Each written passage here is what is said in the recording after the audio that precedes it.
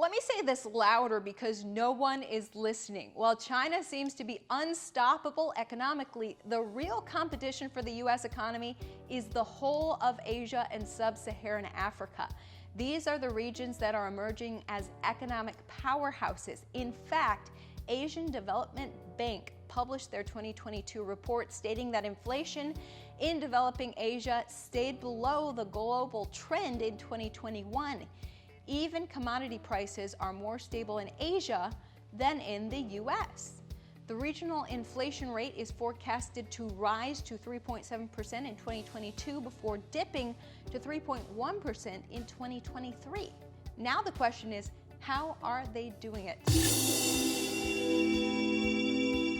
How did the South manage to strengthen its economy and currencies? To understand how Asia managed to become an economic threat, we need to go back to the 1800s. In 1820, Asia accounted for 2/3 of the world's population and more than half of the global income. The subsequent decline of Asia was attributed to its integration with a world economy shaped by colonialism and driven by imperialism. By the late 1960s, Asia was the poorest continent in the world when it came to income levels, marginal except for its large population. Its social indicators of development among the worst anywhere epitomized its underdevelopment. The deep pessimism about Asia's economic prospects, voiced by the Swedish economist Gunnar Myrdal in the 1968 book Asian Drama, was widespread at the time. In the half-century since then, Asia has witnessed a profound transformation in terms of the economic progress of its nations and the living conditions of its people. By 2016, it accounted for 30% of the world income, 40% of world manufacturing, and over 1/3 of world trade, while its income per capita converged towards the world average. This transformation was unequal across countries and between people. Even so, predicting it would have required an imagination run wild. Asia's economic transformation in this short time span is almost unprecedented in history. Opening trade was key. Economic openness has performed a critical supportive role in Asian development wherever it was, in the form of strategic integration with the world economy rather than passive insertion into it. For example, trade policy was liberal for exports but restrictive for imports. Government policies toward foreign investments have been shaped by industrial policy in the pursuit of national development objectives. In the half-century economic transformation of Asia, governments performed a vital role, ranging from leader to catalyst or supporter. Success at development in Asia was about managing this evolving relationship between states and markets by finding the right balance in their respective roles that also changed over time.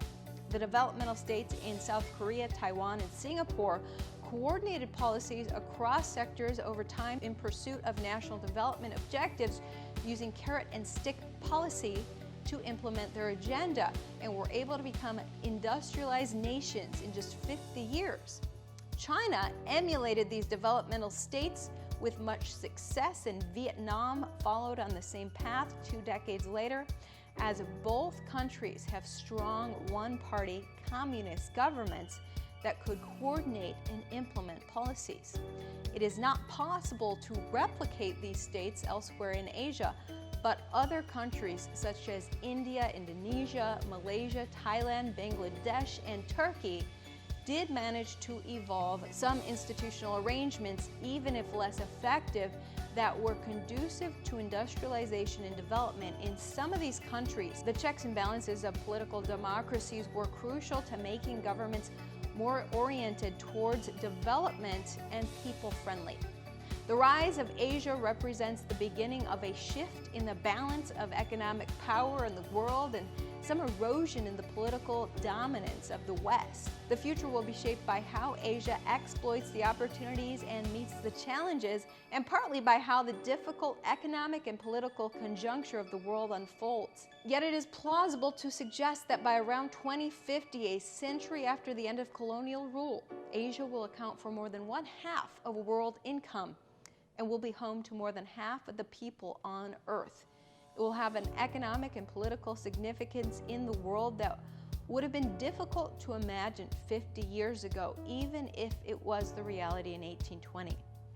Data speaks for itself. DHL, one of the world's biggest logistics companies, published its first trade growth atlas, which draws on more than 1 million data points on the flow of goods between countries to map the state of world trade. The DHL report notes that COVID-19 sparked the, quote, steepest decline in international trade on record, followed by the fastest recovery.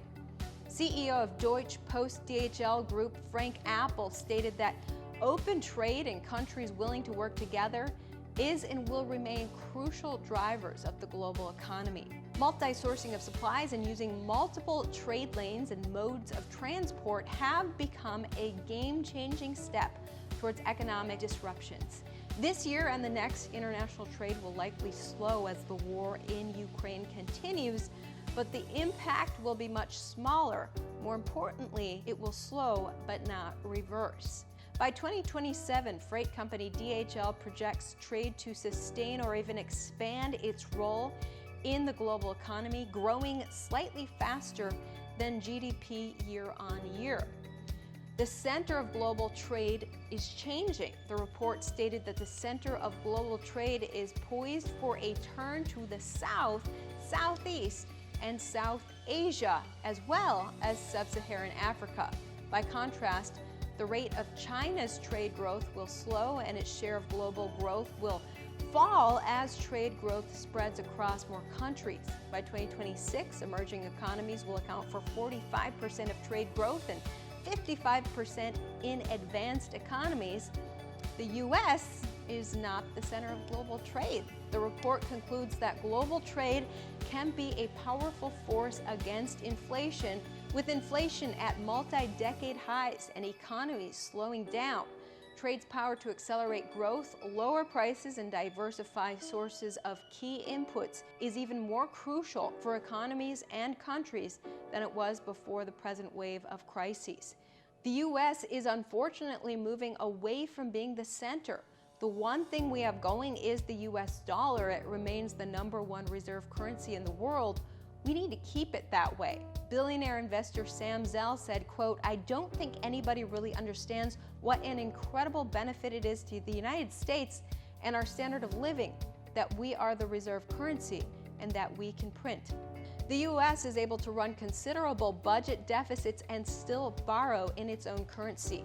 We have abused that privilege. During the pandemic, the Federal Reserve cut interest rates and purchased government bonds to help keep businesses and families afloat.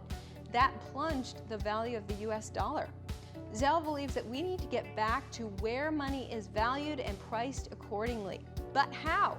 And that is the proverbial question. How do we regain the power of the dollar? It will take an overhaul in our economic foundations, global relationship, and owning the future. The U.S. needs to look into the future. Look into industries and technologies that will own the future. I want to know what you think, though. What is the main strength of the U.S. economy?